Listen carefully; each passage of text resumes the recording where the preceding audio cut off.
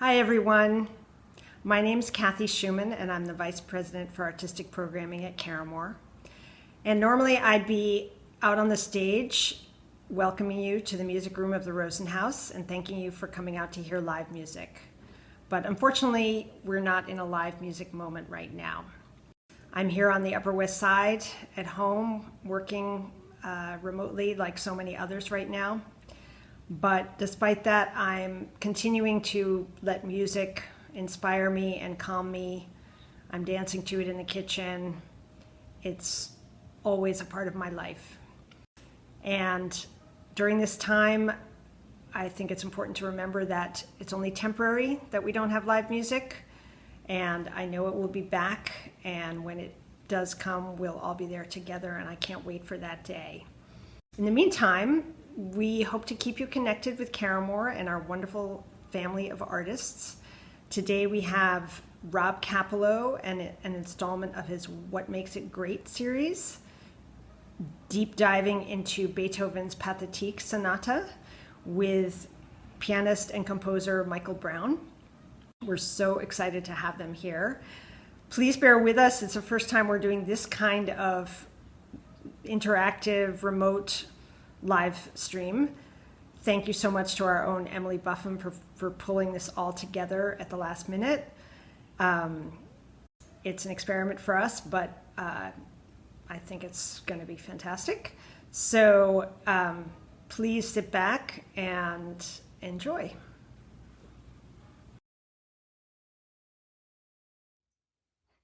Good afternoon and welcome to What Makes It Great, the virtual quarantine edition, my very first virtual What Makes It Great program ever. Before we get started, I'd really like to thank Emily Buffum at Caramoor, who spent countless hours with us trying to make the technology that we're using today work. She was unfailingly optimistic and positive during the frustrating hours of rehearsal when the technology didn't work. And without her, we could never have done this program. I'd also like to thank my son, Ben, who's quarantining with us at this moment and who is my in-house technical advisor on the project. Without his cables, interface, keyboard, and technical wizardry, I would probably never have made it past the login page. So a huge thank you to Emily and Ben for making all of this happen. Now, since I assume that most of you have never been to a What Makes It Great program before, either live or virtual, let me quickly explain what the series is all about and how the afternoon's going to work. The entire What Makes It Great program really grew out of a single quotation from the poet Walt Whitman, who said, "To have great poets, there must be great audiences." Or in my version, to have great music, there must be great listeners. And great listening is what Makes It Great is all about. It doesn't matter whether you know the Pathétique Sonata by heart or you're hearing the piece for the very first time today. All you have to do is listen. Now, the program's going to be divided up into three parts. During the first part, which will take approximately an hour, I'm going to do everything in my power to take you deeply inside this piece, to help you hear what makes it tick and what makes it great from the inside out, from the composer's point of view.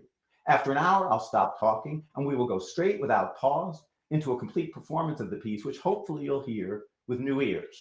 Then, just as soon as the virtual clapping has finally died down, we will again go straight without pause into a short question and answer session where you can ask myself or Michael anything you like about the piece, the program, Beethoven, musical in general, Michael's life story, anything you like, and we'll do our best to answer. All you have to do is type your question in the chat box on YouTube. The Q&A is one of the most fun parts of the program, so I hope you'll stay with us till the very bitter end. Now, today's program focuses on one of the most famous pieces of classical music ever written, Beethoven's Pathétique Sonata. Composed largely in 1798 and 1799, the sonata, Beethoven's Eighth, is widely considered to be his first masterpiece and the first of his works to truly speak in his own unique individual voice. Though scholars still disagree over whether Beethoven or his publisher initially came up with the title Pathétique, meaning pathetic in the sense of pathos, it's clear that Beethoven at least approved of the title and referred to the piece that way throughout his life. And its pathetiqueness, so to speak, its overt emotionality and its passionate intensity had a great deal to do with what made the piece so new and so quintessentially Beethovenian. The critic Joseph Kerman says that at a certain point in Beethoven's career, each of his pieces seemed to become, and I like this phrase, he said they seemed to become pointed individuals in ways that made his earlier work seem almost neutral in comparison. And from this perspective, the Pathétique might be considered to be Beethoven's first pointedly individual masterpiece. Now, before Beethoven, piano sonatas were largely written for the large and very lucrative amateur audience, for amateurs to play at home for their own private enjoyment, or perhaps after dinner for a few friends or family. Concert performances of piano sonatas wouldn't become a regular phenomenon for several decades, and Beethoven only heard one of his sonatas ever performed in public during his lifetime. However, the musical language of the Pathétique had a kind of intensity and drama that almost demands a public theatrical setting and an engaged listening audience years ahead of its time. And the dramatic public nature of the piece actually begins with its remarkable opening. Now, think for a moment about the kinds of introductions in ordinary life that require extended introductions. If you're introducing someone to a friend, only a few words. Sarah, this is my friend Paul, does the job. Even a substitute teacher in school gets introduced to the class with nothing more than Mrs. Smith will be filling in for Mr. Jones today, perhaps a little additional, try to keep the food fights to a minimum. It's actually public events with significant size audiences that demand and support the rhetoric of extended introductions, like introducing a keynote speaker at a major conference or a candidate at a national party convention. And before the Pathétique, it was the same thing with music. Extended, slow introductions in the classical period tended to occur, with some rare exceptions, in music's public settings, in the symphony or in the opera house. There's not a single piano sonata by Mozart, Haydn, or Beethoven before the Pathétique that begins with a slow introduction. And the Pathétique's completely new sense of theatrical drama and heightened rhetoric transformed the genre of the piano sonata from the piece's opening chord. Here now are the opening 5 measures of the extraordinary introduction of the Pathétique sonata.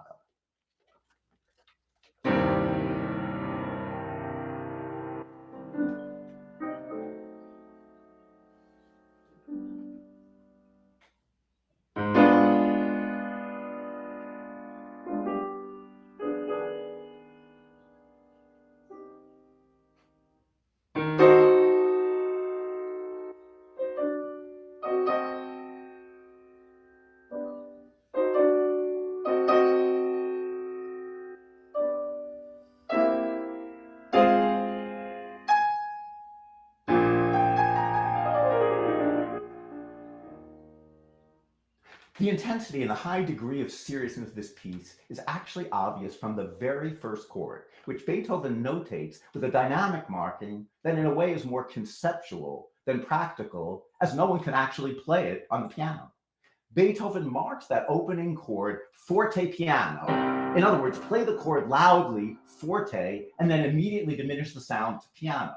But of course, that's impossible to actually do on the piano, as the sound dies away at its own speed, regardless of what the piano player does. But it's actually the theatrical concept that's crucial here, the idea of a chord that explodes and then vanishes. Drama from the very first chord. Now, the opening measure states the highly intense key motive of this introduction. You'll hear a sustained chord, then a 3-note rising scale in a halting dotted rhythm, followed by a resolution. I'm going to call this motive chord 1, 2, 3, resolve, and it sounds like this.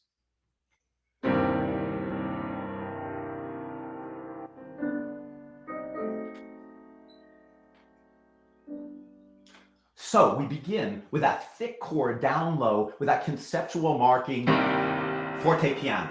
Then notice that the right hand plays its rising 3-note scale going up, while the left hand does it going backwards.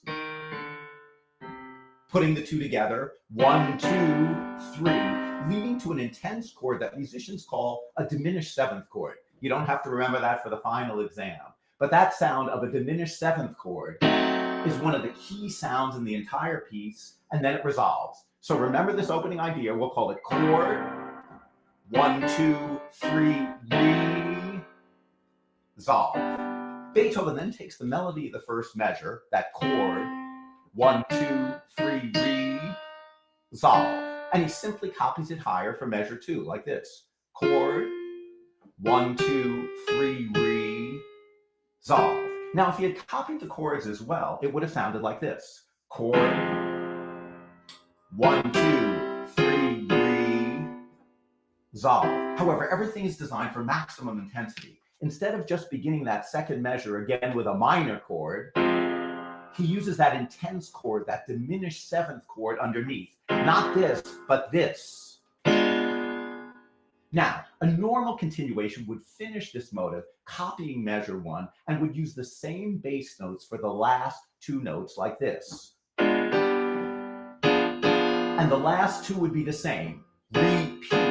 But instead he changes that last bass note to create a wonderfully intense dissonance. Not this, repeat, but this. And change. And then it resolves. Then he returns to our opening melody. But he now does it an octave higher up here. And the harmony is even more intense. Again, if he had copied the original version with minor chords, it would have sounded like this. But now he uses those intense diminished seventh chords underneath, and it sounds like this.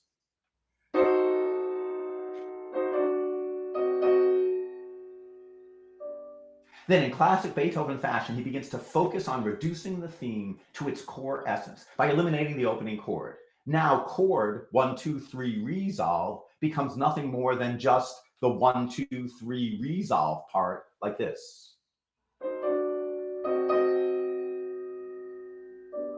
And then with bravura singer-like decorations, he switches keys and turns towards hope, turn towards major in an incredibly dramatic fashion like this. A high note, a low bass note, coloratura Rondo. Now, what happens next shows Beethoven's transformational abilities at their most powerful. I often say that Beethoven is ultimately about transformation, about what I call becoming, not being. In other words, what often matters in Beethoven is not what a musical idea sounds like when you first hear it, what it is to be, but rather what it can become over the course of a movement or a piece of music. And the transformation of this opening motive is absolutely astonishing. Now, he takes our opening idea, chord 1, 2, 3 resolve, and he does it higher. If he had copied the original chords, it would have sounded like this. Chord 1, 2, 3 resolve. But follow closely, he completely transforms it by putting it into a major key with continuous bum, bum, bum, bum chords underneath. So suddenly this turns into this. Wow. What an astonishing moment how this can turn into this. Now the theme sounds noble and heartbreaking, not intense and anguished. And this new version contrasts in highly dramatic fashion with a fortissimo response that Beethoven now adds to fill in the pause in the original version like this. Surprises are absolutely everywhere. He then repeats that heartbreaking melody higher. If he had copied the noble version higher, it would have gone like this.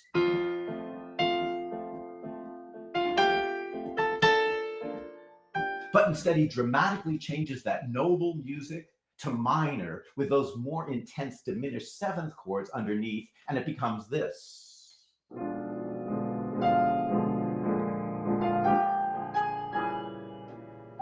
The dramatic fortissimo response, a third time with different harmony.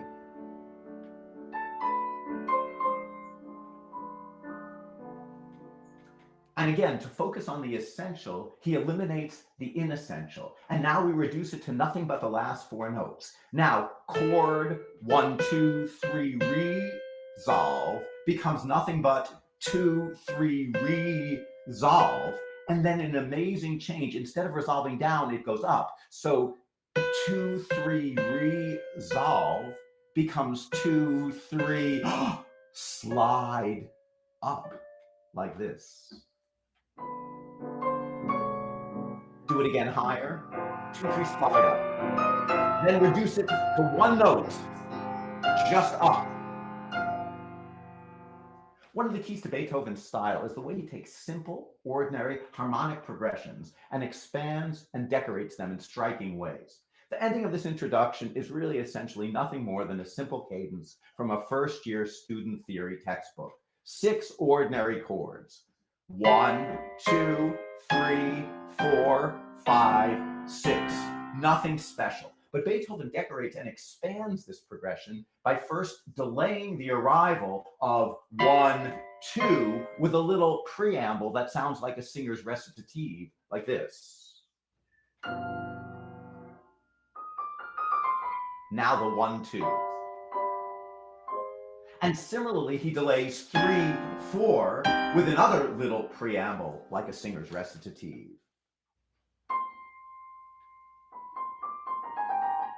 Now the 3, 4.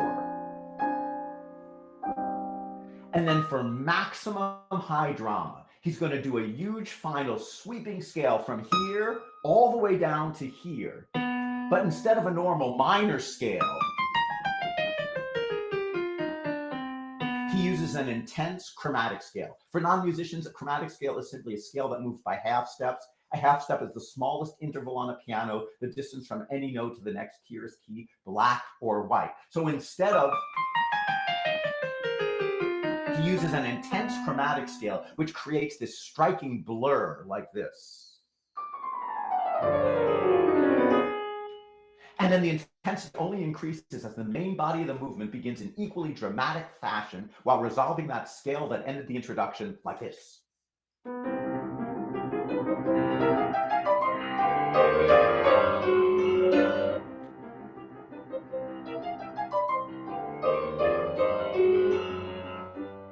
Beethoven's early masterpieces like the Pathétique are filled with incredible drive and energy. Even though the dynamic is soft piano, the left hand tremolos give this passage extraordinary rhythmic drive. It's almost like a timpani part transcribed for the piano. And these tremolos are a constant sound, not only through this opening, but through the entire movement. Now, no detail is too trivial for Beethoven. That little half step that began the allegro actually generates the entire theme, which is completely made out of nothing but half steps. First here, half step, then half step, half step, half step, and then more. Half step, half step, half step. Now it's actually in 2 parts like this, half step, half step, half step. And instead of half step and repeat the same chord, he changes it. Half step, change, and more. Half step, half step, half step, all over a tremolo in the left hand. And when the right hand finally stops moving, the left hand rises up a driving scale in tremolos with a powerful crescendo as well, basically like this. And then first time, resolves. Then he repeats the entire idea to make sure that you've got it in your ear a second time. Again, the half steps, half step, half step, half step, change, half step, half step, half change. Once again, the left hand rises up that scale, but this time, instead of resolving like the first time, it changes to here, which leads to the next section. So let's hear that opening idea, and now we're going to also hear the idea that follows. And notice how striking it is when we get to that second section, and finally that tremolo in the left hand stops like this. The rise, first resolution, repeat. The rise, second time, change the direction, section 2, fast arpeggio, repeat, more arpeggio. Everything contributes to the breathless intensity of this opening. Events are happening at a breakneck speed. Within 20 seconds, Beethoven has not only finished his first theme, but he's already started to move to a second key. But in spite of the high speed pace of these events, there's incredible clarity to the narrative of this music. The transition now is going to begin with a clear development of our opening idea. Once again, more of our half steps, but now the half steps go both up and down like this. First, step up, step up, step down, step up, step down in two parts. Step up, step down, step up, step down. Of course, over our tremolo like this. Step up, step down, step up, step down. And when we change keys, the change could not be clearer. Change key. Now, here's the entire transition, efficient, economical, and highly dramatic like this. Change. Change again. Stretch the rhythm. All step down and step up. Just half steps. One of the keys to the way Beethoven maintains narrative tension in these early masterpieces is by delaying resolution, avoiding motion-stopping cadences, and constantly switching keys rather than resolving and staying in one place. Instead of a traditional, clear, section-ending cadence that you might hear in Haydn and Mozart that would have ended the section like this, and then a nice, clear resolution and a firm major key to begin the second theme. Instead, Beethoven moves from major to minor and refuses to let this resolve to this.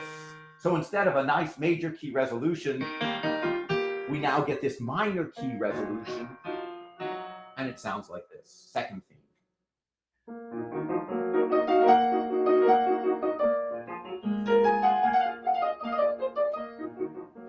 As is so often the case in Beethoven, his themes are created with their future development in mind. And this theme is clearly made of separable parts. We start with simply a four-note idea that goes up, what I'll call four notes go up. Then we do it again one more time to get in your ear. Four notes go up. And then another clearly separable idea that I'll call long, short, long, resolve. Then back to the original one. Four notes go up. And then the ending features a little decoration that musicians call a turn that makes it instantly recognizable whenever you hear it. Without the turn, it would simply sound like this. But with the turn, it's like this.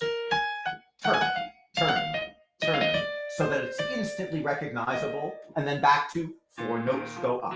Now he immediately starts to repeat the phrase, but instead of resolving, things only get worse. And he starts to develop the idea in different keys. Stability and resolution are nowhere in sight.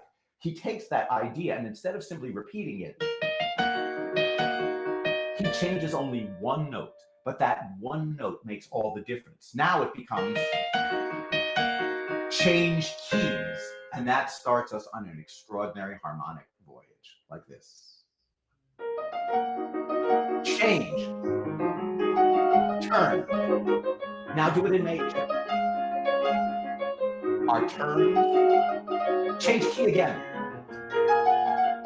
Change key again. Turns. Then we work with just the ending. Nothing but that turn phrase, just two measures long, like this. Now reduce it to just a single measure like this. Then do that lower. And now anything that goes da-da is connected like this. And finally resolves. We've been waiting 38 measures for this note to finally resolve to here. Now, this resolution brings in closing music, which features rising scales in the right hand, starts like this,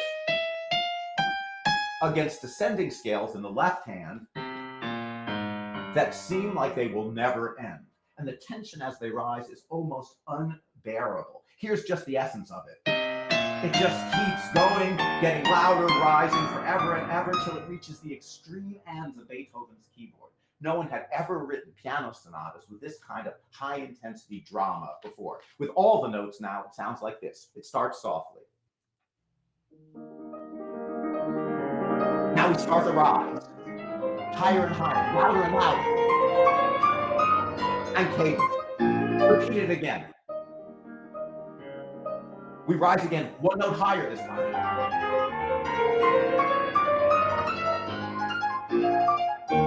The final closing scales that end this exposition or first section of the movement seem almost conventional, as if at least here we'll finally have a familiar, firm kind of resolution. This is almost classical period boilerplate like this.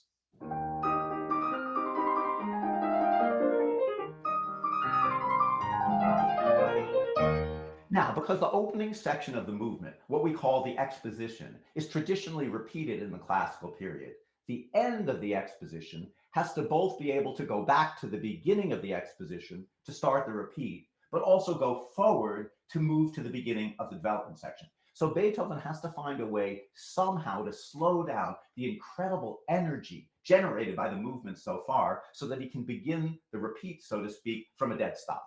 And to do so, he uses the opening music, which is now triumphantly in a major key like this,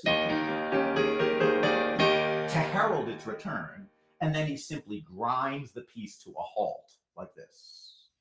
The bass descends, searching for home.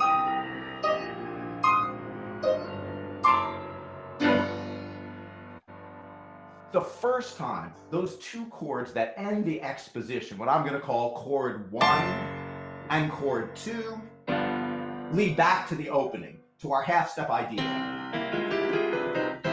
But when we come to this pause the second time, those two chords now have to lead to the development. And so instead of two different chords, which is we got the first time, chord 1 and chord 2, now he plays the same chord twice, but in different octaves. Chord 1, and then the same chord in a different octave. Now, one of the most striking aspects of Beethoven's compositional style is his ability to incorporate a wider range of emotional expression in his music than any previous composer. And the development section of this piece begins by integrating the opening slow music of the piece into the work in a remarkable way. Traditionally, slow introductions in classical period are left behind once the piece of music truly gets underway.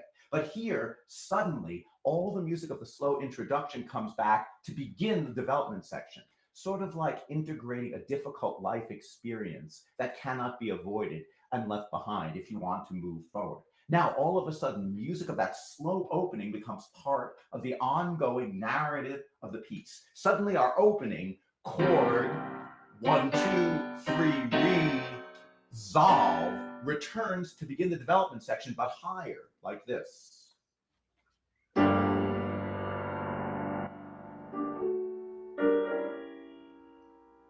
We copy the opening in this new key, our 1, 2, 3 resolve,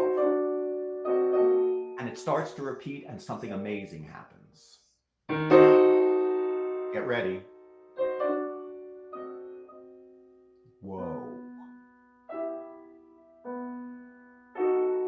Where are we? We're lost. I mean, this is a truly stunning moment. Instead of simply repeating, now we go and resolve up. I want to hear woes from the virtual audience when we get to that moment. An extraordinary moment. Suddenly, whoa, where are we? And these chords are searching for home in a completely new way. And then, having entered the completely new world of this foreign key, we suddenly discover new connections. Suddenly, our main theme with our step up, step down combines and connects with an astonishing transformation. Remember, becoming, not being. An astonishing transformation of the slow, noble music from our introduction. You remember that slow music originally sounded like this.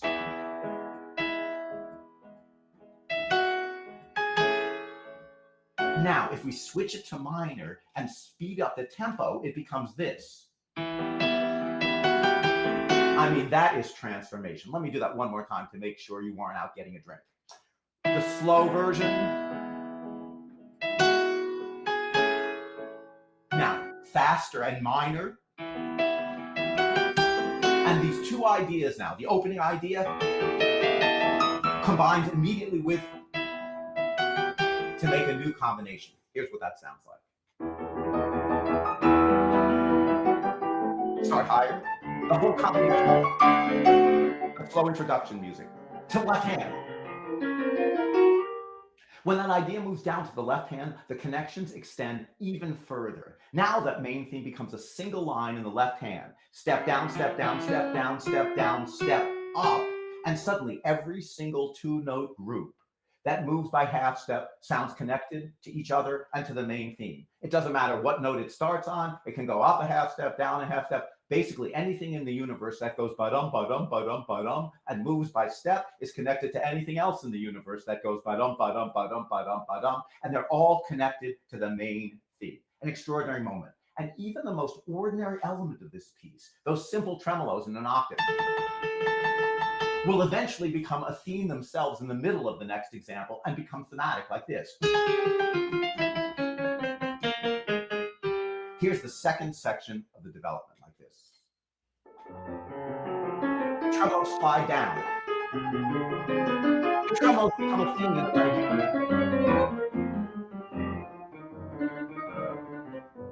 Another key aspect of Beethoven's style, which begins to show up in these early masterpieces, is the way he makes form dramatic by vastly enlarging the scope of passages of preparation. To put it simply, Beethoven's willing to delay the arrival of significant musical events, a new key, a new theme, or a new section, for unprecedented lengths of time, building unprecedented amounts of tension as we sit and wait and wait and wait and wait for these significant arrivals.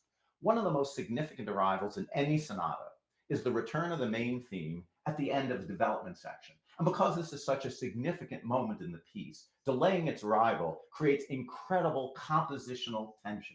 And Beethoven expanded the length of these passages of preparation. Technically, they're called retransitions, to unheard of lengths. At heart, we're desperately going to wait for 24 measures to hear this note resolve to this note and come back to the main theme. Here's what we call the retransition.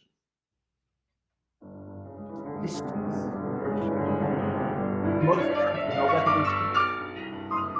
Repeat, waiting to resolve. Try again. Just the end now. Waiting. Just waiting forever now. Will it ever resolve? Wait, wait, wait, wait. We're back. All the important music of the exposition, the first part of the piece, comes back in the third part of the piece, which we call the recapitulation, with some wonderful small changes. The second theme comes back, but it comes back in an unexpected key. It doesn't come back in the home key like we expected here, but instead it comes back higher up here like this.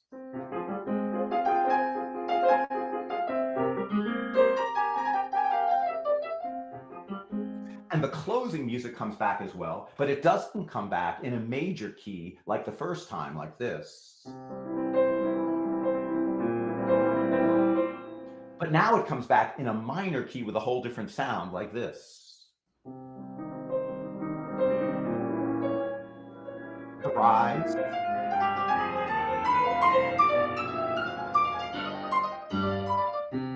The simple coda that closed the exposition the first time also comes back, but it too is shifted from a major key like this to a minor key. You'll notice that all of the major key music now comes back in minor, as if somehow happiness was fleeting and now is banished. Remember, this is called the Pathétique. Listen to how different that sounds in a minor key like this. Repeat. Opening being forte for the first time. The bass descends for one final shock. The recapitulation ends just like our exposition, with our pause and with our two chords. But now those two chords are fortissimo, and they're both intense diminished seventh chords. Chord 1, chord 2. And we wonder, how is Beethoven going to end the movement? Now remember, this pause led to a return of the main theme the first time when we repeated the exposition. And it led to the slow introduction music the second time when we went to the beginning of the development section. Now, just when we're sure that we have left behind this slow introduction music for the last time, it returns one more time in shocking fashion. but just its chord, just the 1, 2, 3 resolve part, like this.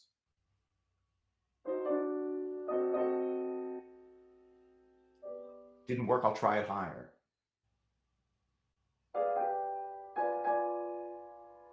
Try a third time to resolve it with an intense dissonance.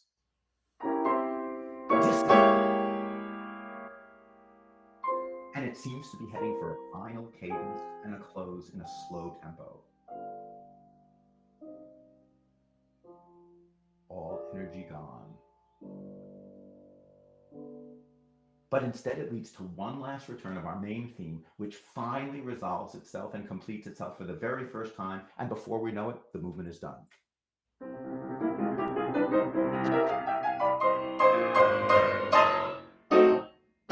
It's done.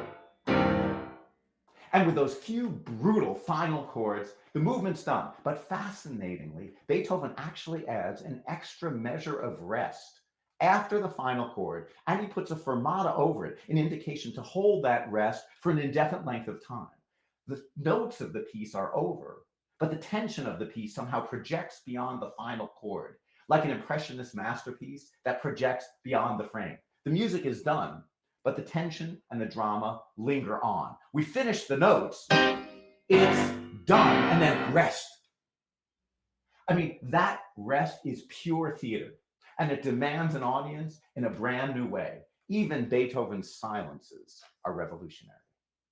Now, the slow movement is one of Beethoven's most famous movements, and to a certain generation of New Yorkers, the opening theme is either fondly remembered or forever ruined by being the theme song of Carl Haas's WQXR radio program, Adventures in Good Music. For those of you who might remember the program and might not know it, it was actually Carl Haas himself who performed the opening theme on the radio program, and it has taken me years to get that horrible performance out of my head. Here is Beethoven's and Carl Haas's famous opening theme.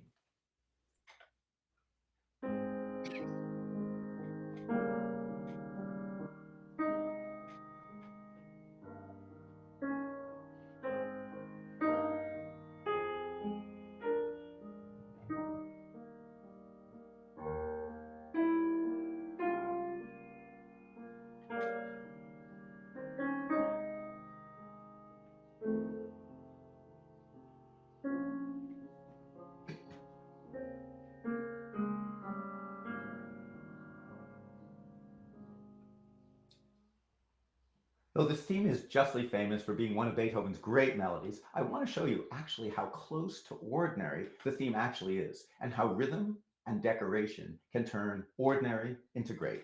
With true apologies for desecrating one of Beethoven's great melodies in his birthday year, I'm now going to destroy it measure by measure for comparison purposes with my version. Now, the difference between my version of the first two measures and Beethoven's is really small and minimal. It's nothing more than one rhythm. In my version, all four melody notes have the same one beat rhythm, like this.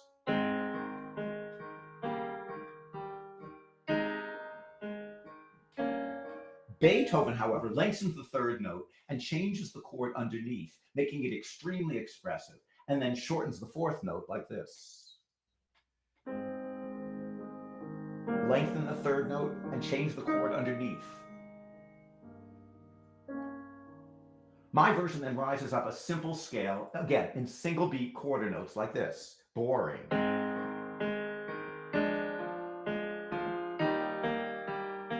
Beethoven, however, speeds up both the melody and the bass notes to push the music forward, while decorating my simple scale with a rise and a fall like this. A rise, and then a lovely fall. The next four bars are essentially a simple sequence. For non-musicians, a sequence is simply a short musical pattern repeated one or more times, each time starting on a different note. Here, the pattern is simply this, repeated lower, and a resolution like this, sounds like this. Copy that lower, copy it a third time, and resolve. But listen to how exquisitely Beethoven decorates this simple sequence like this. A little decoration here, and adds a beautiful little scale at the end of this one.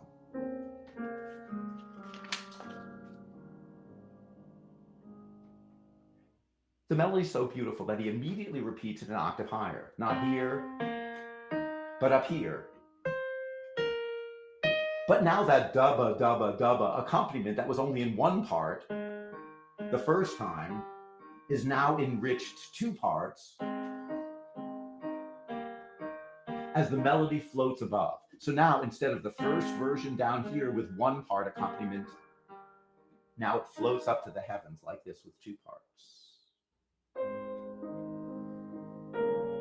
The beautiful third note, a beautiful connector, the rise and the fall, cello in the left hand, and a beautiful passing note in the right hand.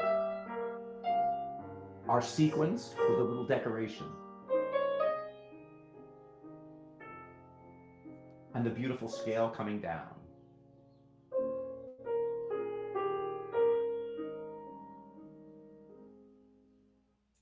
Beethoven quite frequently uses what musicians call a five-part rondo form for his slow movements, and the Pathétique is a perfect example. For non-musicians, really all you need to know is that rondos are fundamentally about their tunes. To slightly oversimplify, whenever you're hearing the rondo tune in a rondo, you're happy. Whenever you're not, no matter how interesting the music is, you really want to get back and hear the rondo tune again, and when you hear it again, you're happy. That's really all you need to know about rondos.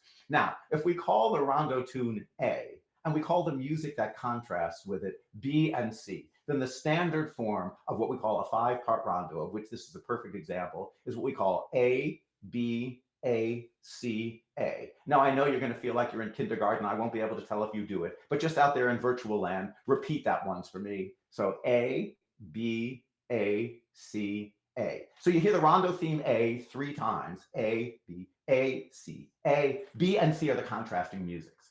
Now, the divisions between the sections here are extremely clear, and the material is sharply contrasted. The B section begins with a striking shift of a key, and he basically repeats the same figure three times. It's essentially this. Again, and a third time. But he switches octaves the second time, so it sounds different. Up here, and then the third time.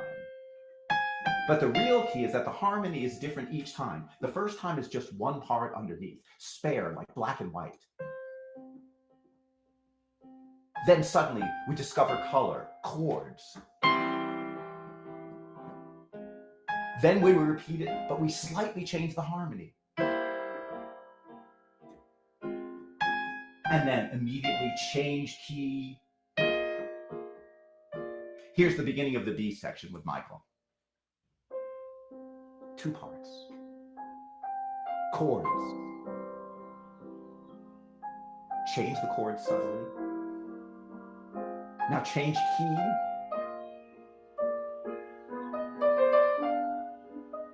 An elaborately decorated cadence, again like an opera singer.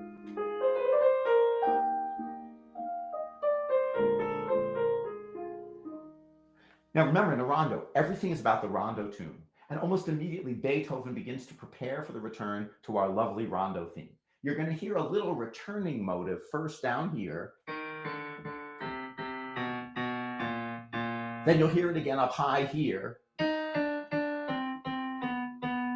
Then you'll hear it starting on a different note. It starts to copy exactly. Then it gets lost. It's trying to find its way back home. Maybe if I go up, maybe back down. And then the moment that rondos are all about, we finally come home. And that sense of resolution, back to normalcy, back to a world where we can have live concerts at Caramoor, is what rondos are all about.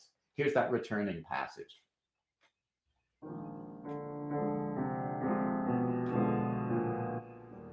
Now do that same thing up high.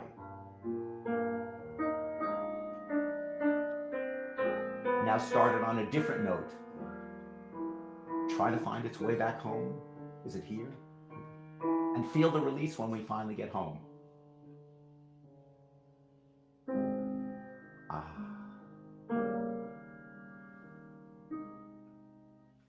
Okay, we've done A, we've done B, we've done the return of A. What comes next? I'm listening to you out there, and I know you're all saying C. Fantastic. Again, the divisions between the sections are extremely clear, and the music is clearly contrasted. We now have triplets, 3 notes per beat in the accompaniment, accompanying this new melody of the C section. And also notice how orchestral the texture is. It's like the first violins are playing the melody. The second violins and the violas are playing the triplet accompaniment, while the cellos and the basses answer the melody of the violins in the second bar. Here's the combination, the C section. Cello answers in the left hand. Repeat. Cello answers again. It starts to repeat, but instead of the first time, which would have been the normal continuation, there's a sudden leap and a shocking change to a remote key like this. Leap and switch keys. Here maybe? And finally we cadence in this remote key. Where are we? We're thinking out loud. Try the theme in a new key. Cello helps. Repeat again, and then all of a sudden, mystery, our diminished 7th chord. Trying to find the home key. Shorten the fragments, and feel the sense of return. We're back. And after a final, slightly decorated return of our home tune, a straightforward, elegant coda brings this exquisite movement to a close, perfectly balancing the intense drama of the opening movement, a kind of oasis of calm before the turbulence of the last movement, like this.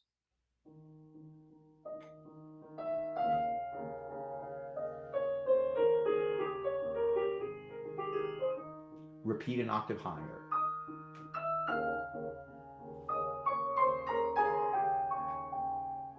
A simple closing figure. Play it lower. An octave lower. And then peace.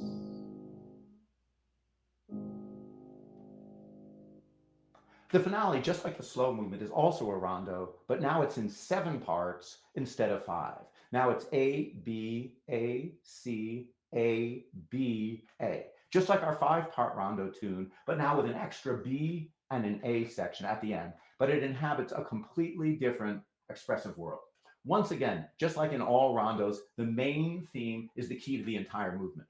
You know, we tend to think of emotionally turbulent music as being loud, but agitation can be quiet as well. And this famous theme is soft and piano until its final stern cadence. Here's the main theme of the last movement.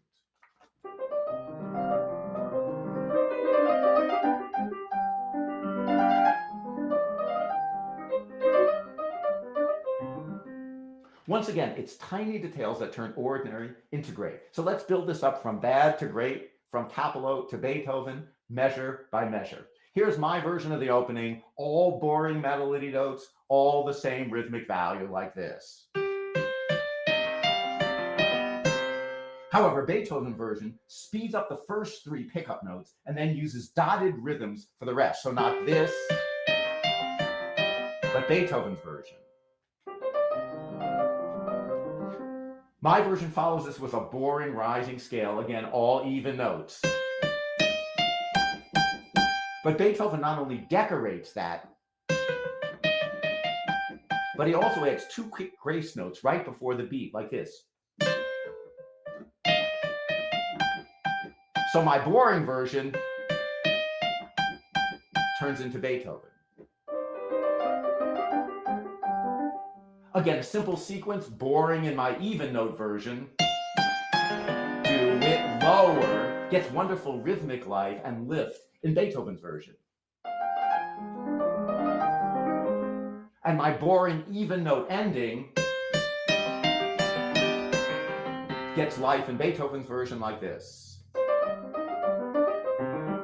Beethoven's version doesn't actually end, in fact. Instead, it repeats those last 4 measures and then adds a short coda with a firm final cadence that basically says, the theme is done, like this. Extend. Extend again. Third cadence. Rondos are all about clarity, clarity of ideas, of rhythm, and form. The theme, as you just heard, ends with utter clarity and finality. The theme is done. And the transition to the B section that follows changes key with equal clarity. Here's the transition and the opening of the B section like this. Change key. Change key again. B section. Starts to repeat but changes to minor. The ideas in this movement are all short and they're sharply contrasted and they make their impression really quickly. You hear the idea? It's repeated and then we move on to something else. Remember, we're always waiting in a rondo to come back to that rondo theme. And however interesting these other ideas are, their fundamental principle and purpose is contrast. Here are the other principal ideas in this B section. I want you to notice how sharply profiled and differentiated they are. The first one is based on repeated notes and a leap, what I call and 1, 2, 3, 4 leap. The third idea is based on something simple, a fast dialogue between the hands. Here's that section. Notice each idea immediately repeated, then on to the next, starting with the second idea.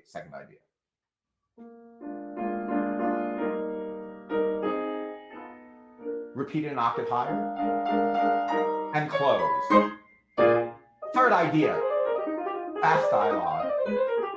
Repeat an octave lower. Change direction toward the home key, a fast scale, and a pause. And we're back.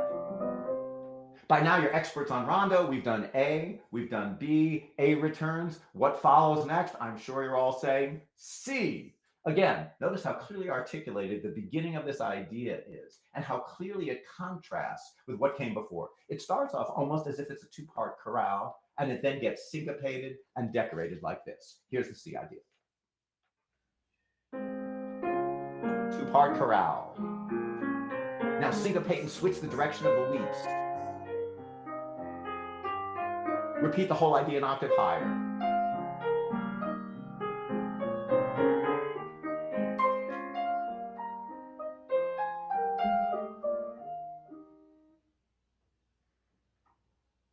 The C section of a rondo often functions just like a development section. And before we know it, this simple chorale-like theme, now up at the top of Beethoven's keyboard, starts to get accompanied by running counterpoint in the left hand like this.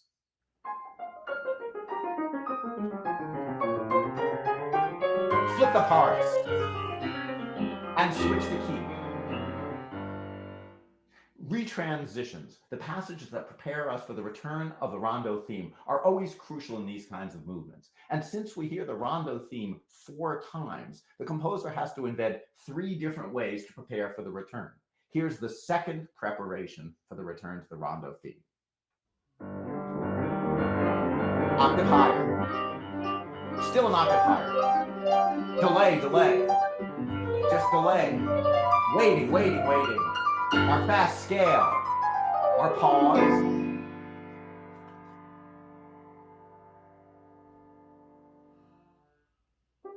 And we're back. Okay, we've done A, we've done B, we've done A, we've done C. A and B both return with some wonderful changes, and I'll just use one example to give you an idea of how it works. The B section idea that we had heard earlier begins just like we had heard it the first time. Remember, and 1, 2, 3, 4, leap. It starts the same, like this.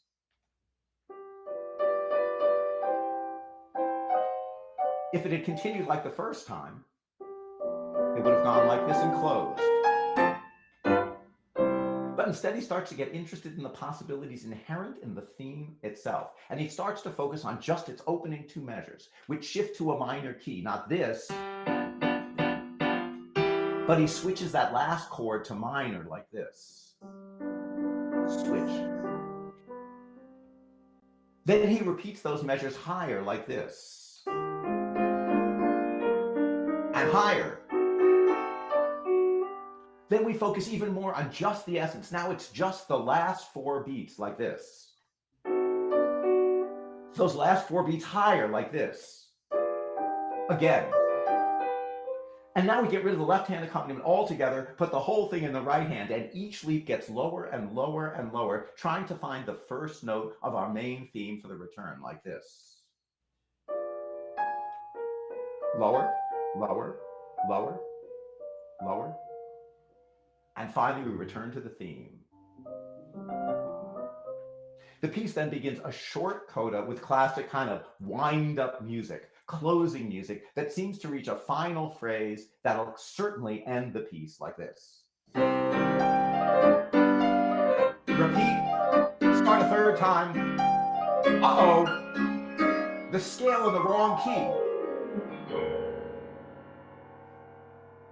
Like so many Beethoven pieces that just as they're about to end, seem to send us off terrifyingly in a completely new direction. Will this piece ever end? After this pause, we suddenly get the first two measures of our Rondo theme, but now in a brand new lyrical version, in major, and in completely the wrong key. Suddenly this, right at the end of the piece, turns into this. Try an octave higher. But wait a minute. Fix the key. And in an instant, we're done. A truly extraordinary ending. You know, when a work has become as well known as the Pathétique Sonata, it can be difficult to imagine the kind of impact that it once had and the kind of outsider rebellious status that it actually conferred upon Beethoven. There's a fantastic description by the great 19th century pianist Ignaz Moscheles of his first contact as a young piano student with the Pathétique 5 years after its first publication in 1804. He writes, quote, "I had been placed under the guidance and tuition of Dionysius Weber, the founder and present director of the Prague Musical Conservatory, and he, fearing that in my eagerness to read new music, I might injure the systematic development of my pianoforte playing, prohibited the library. And in a plan for my musical education, which he laid before my parents, made it an express condition that for 3 years I should study no other authors but Mozart, Clementi, and J.S. Bach. I must confess, however, that in spite of such prohibitions, I visited the library, gaining access to it through my pocket money. It was about this time that I learned from some schoolfellows that a young composer had appeared in Vienna who wrote the oddest stuff possible, such as no one could either play or understand, crazy music in opposition to all rule, and that this composer's name was Beethoven. On repairing to the library to satisfy my curiosity as to this so-called eccentric genius, I found there Beethoven's Sonata Pathétique. My pocket money would not suffice for the purchase of it, so I secretly copied it. The novelty of its style was so attractive to me, and I became so enthusiastic in my admiration of it, that I forgot myself so far as to mention my new acquisition to my master, who reminded me of his injunction and warned me not to play or study any eccentric productions until I had based my style upon more solid models. Without, however, minding his injunctions, I seized upon the pianoforte works of Beethoven as they successively appeared, and in them found a solace and a delight such as no other composer afforded to me." I mean, incredible quotations.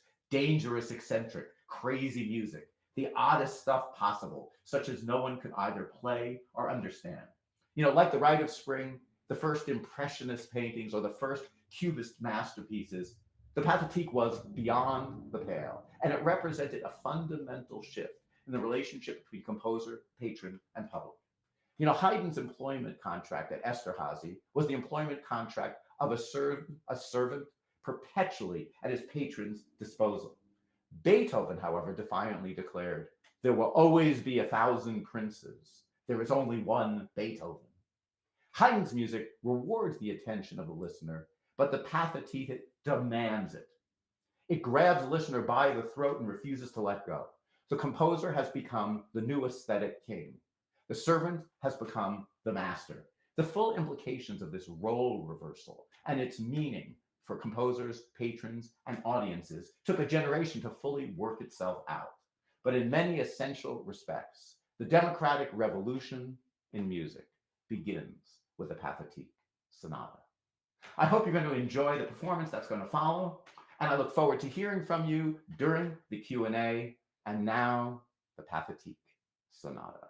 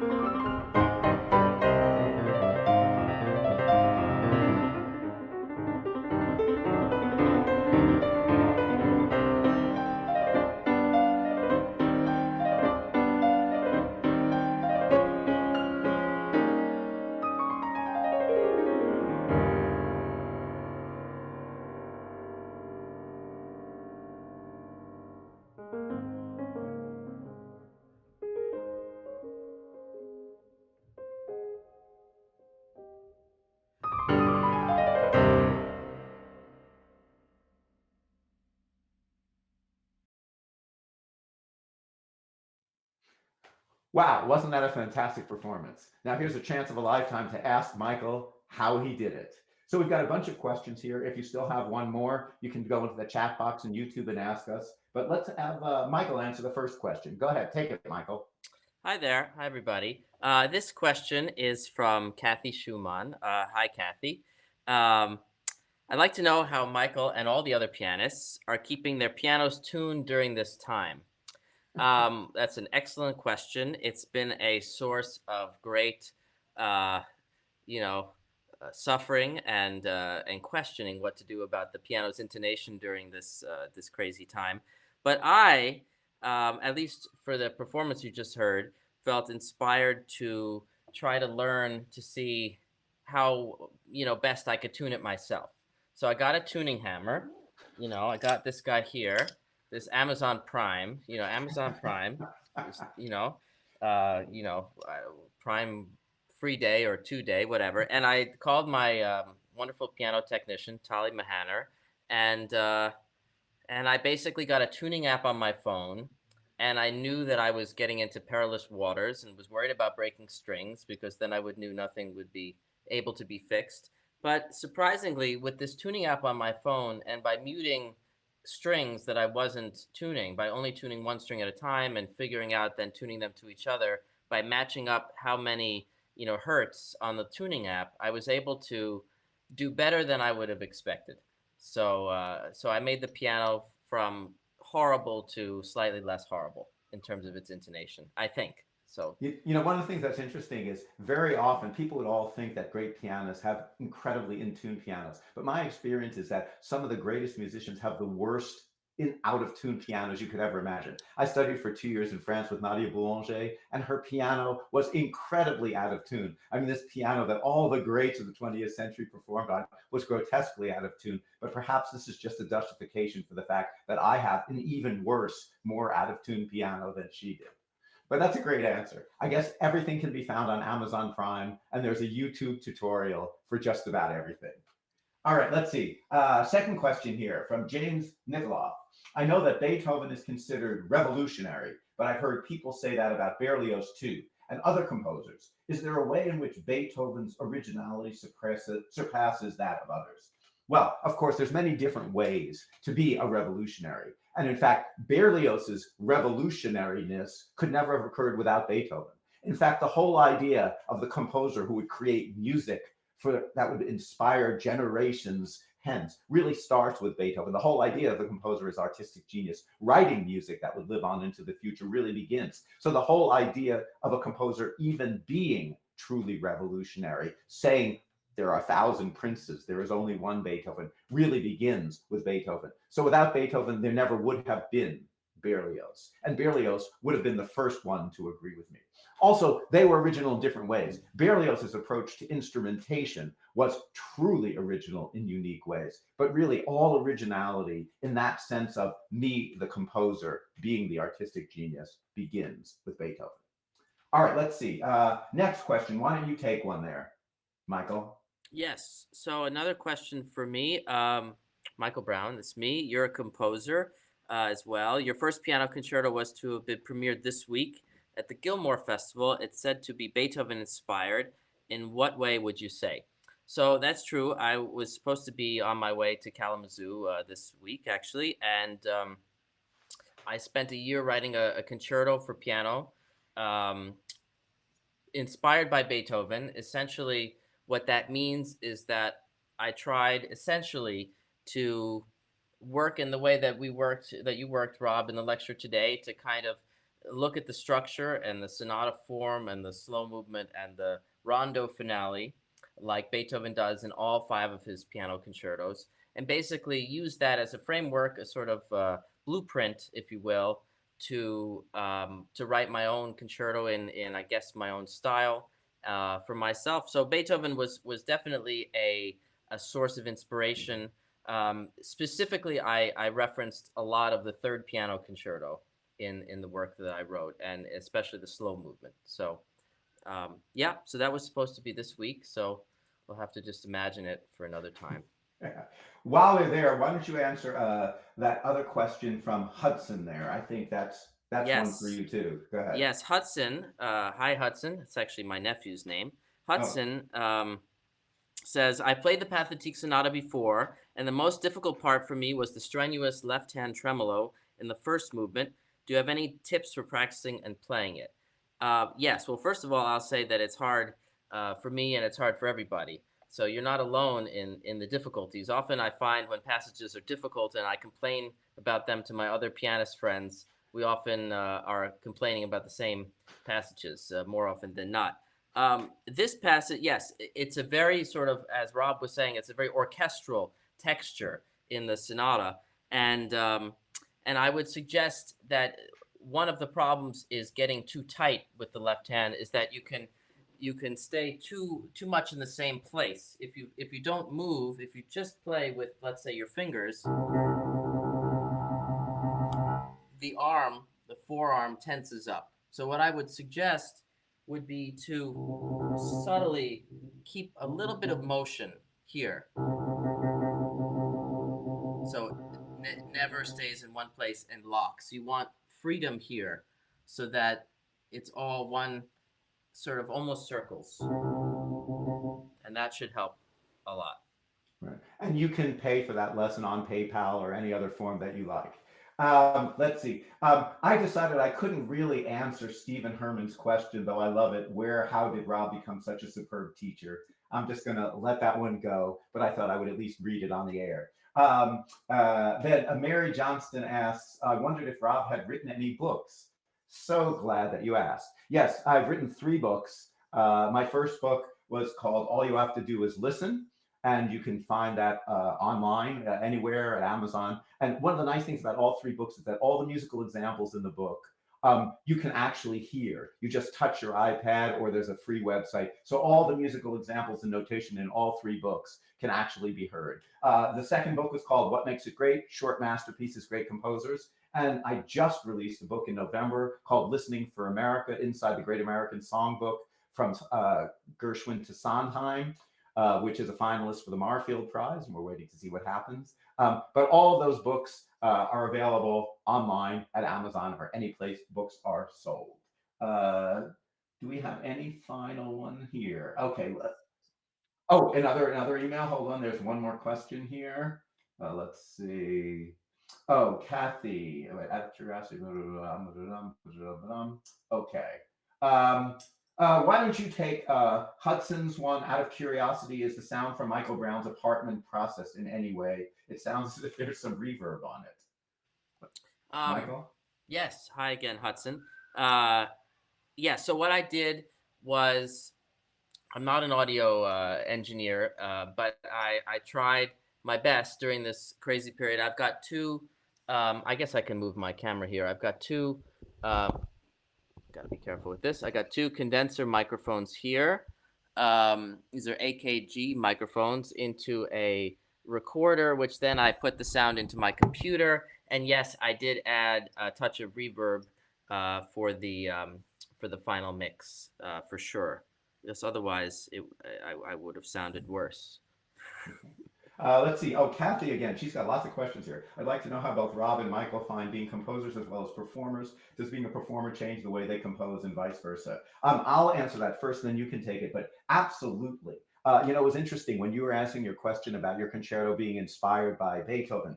I'm currently writing a big piece called We Came to America, based on immigrant interviews, intergenerational immigrant interviews. And my first thought as you were answering the question was, well, my piece really is not inspired by Beethoven in any way. But then as I began to think about it, I realized that every single note I write is in some way inspired, because not by the externals that you were talking about, but just how you work with a musical idea. I mean, I've spent so much of my life looking at how Beethoven and composers like that work with a musical idea. And one of the things I've been struck by is that, surprisingly, even though they have very different styles, how composers work with musical ideas, what is a musical idea, how do you develop a musical idea, is remarkably similar. And though even I'm thinking that my music isn't influenced, how I work with musical ideas, how I work with structure is completely influenced by the music that I've studied as well. What do you say about that, Michael? I mean, absolutely, it becomes in our bloodstream, our bone structure when we write music. So yes, in a way that the work I just wrote was directly inspired by Beethoven, this specific work, and where I actually quote and manipulate musical fragments of Beethoven. But like you said, I would also agree that every work that I've written is somehow inspired by the music that I've learned and studied. And I played a lot of Beethoven for a number of years, a bunch of piano sonatas and variations, and most of the piano concerti. And I would say, just putting Beethoven aside, for example, that when you work on music, when you perform it, when you try to dissect it, I think I tend to look at those pieces a little bit with a composer's eye, with a view of asking the question, why? What did Beethoven do here? Why is that like this? What could he have done? Um, so I definitely think they sort of feed off each other. The performing composing aspect of my dual personality, they kind of work as one. I think they both definitely interact with the other. And I will say that it's really only in the 20th century that those two things actually became separate. When you were in Mozart, Haydn days, everybody composed. I mean, that was the way you actually learned how to do music. Composers were performers, performers were composers, and there was a kind of healthy bond. I think the separation between performers and composers was really a 20th century phenomenon, and it wasn't necessarily a healthy one. I think there's something wonderful about having to do it yourself, and it brings a different perspective when you come to somebody else's music as well. And one of the things I've also noticed recently, and I'm thinking about doing something with this for my fourth book, which I feel like I now have so much time on my hands that I might as well write. Joseph Campbell, who writes a lot about mythology, said that at the first 25 years of his career, he was struck by how diverse the world's myths were. In other words, when you went to India or Pakistan, different countries, they all had these wonderfully diverse myths. But he said the last 25 years of his career, he was struck by the fact that they were really all the same.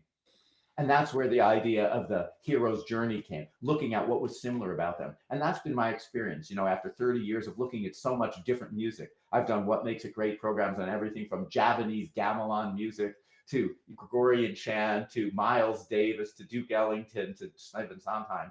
On the first hand, that all seems like their styles are so different. But now I think really they're all the same. How you work with a musical idea, what is a musical idea, is fundamentally similar. Now, I know you've been here for a long time, so let's just have one final question, and then I think we'll call it an afternoon. Do you see one, Michael, that you want to take? Um, the one you just sent. Oh, I'm a sixth grader studying music too. How long do you practice each day? Ryan, answer that one, and then I'll answer it, and then we'll call it a day. Go ahead. Okay, hi Ryan S. How long do you practice each day? I mean, it depends is the answer. Depends on what I have coming up. But as a baseline, I always tried to practice um, well, um, at least 3 hours a day, more depends on what I have time. For me now, now it's a luxury, the idea of doing more. But I think more than the amount of time one practices, it's the quality of what you practice that is more important. Developing good habits, not merely just sort of going over things in an unhelpful way for a longer period of time. It doesn't necessarily make the result better. You can actually accomplish a lot in an hour if it's very focused and very carefully planned out what you want to do. So, but personally, if you have a lot of repertoire when you start performing and getting out into the world, more hours the better. The pianists have a lot of notes. Yeah. Yeah. And I'll just say this is not really a direct answer to because it's not purely about practicing. But since I do a lot of different kinds of things, I mean, sometimes I play as a pianist, sometimes I'm a composer. I spend a lot of time as a conductor, but I also spend a lot of time talking to people from various walks of life, whether it be a corporate audience. I did a program for CEOs in Istanbul and Dubai last week. To me, in a way, since I'm really interested in the connection of things, I think that every moment of my life is practice. In other words, every conversation has a possibility in it. Sometime I might use it in a piece of music. Sometime I might use it in What Makes It Great. Sometimes I might use it in a corporate presentation. Sometime I might use it in a book that I'm going to write. So fundamentally, I believe that as an approach to life, listening for possibility at every moment is really the way to practice. And so in that way, there's no distinction between your performing life and your regular life, but everything is practicing. Now, just to say a final word, I really want to thank the fantastic staff, in particularly Emily at Caramoor, and of course, Michael, for really putting in the massive amount of hours that made this possible. You have no idea how difficult this was and how frustratingly bad it was up until the very last moment. So I really want to thank everybody who helped us so much in making this first virtual experience possible. And then I really want to thank all of you who I wish I could actually see online, who took time out of this beautiful day on a Sunday to come and listen to us, because in the end, really, it's you who make it great. Thank you so much, and I hope to see you someday soon live. Bye-bye.